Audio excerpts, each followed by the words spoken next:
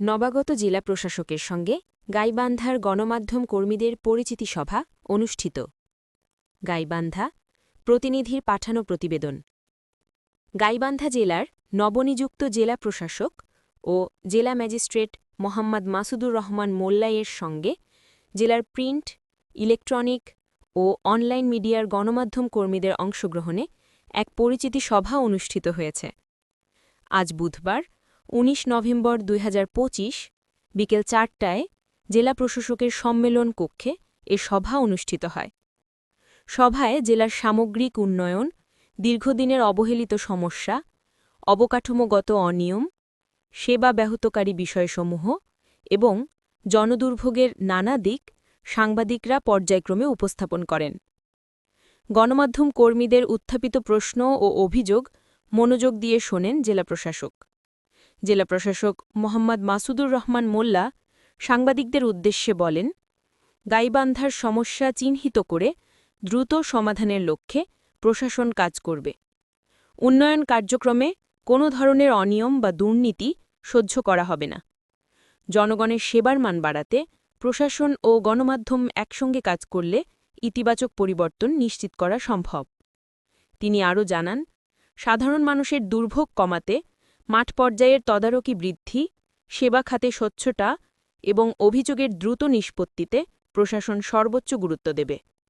সভায় জেলায় কর্মরত বিভিন্ন গণমাধ্যমের সংবাদকর্মীরা উপস্থিত ছিলেন।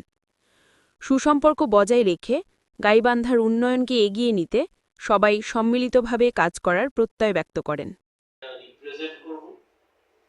তাদের সাথে অন্ততপক্ষে মুখ দর্শনটুকু হয়ে গেল, এটা আমি মনে করি খুব জরুরি। আমাদের শুরুটা সুন্দর হলো। আমরা এখন থেকে এই মুহূর্ত থেকে আমরা আমাদের কাজগুলো শুরু করব। আমাদের বলতে আমরা আপনাদেরকে নিয়ে, আমি আপনাদের বাইরে নই। আপনারা যে টিম ওয়ার্ক নিয়ে এখানে কাজ করছেন, সেই টিমের মাঝে আমাকে শুধুমাত্র সংযুক্ত করে নেবেন। এবং সেখানে যেহেতু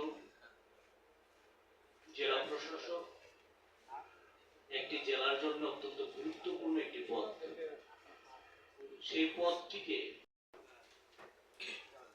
সেটি হচ্ছে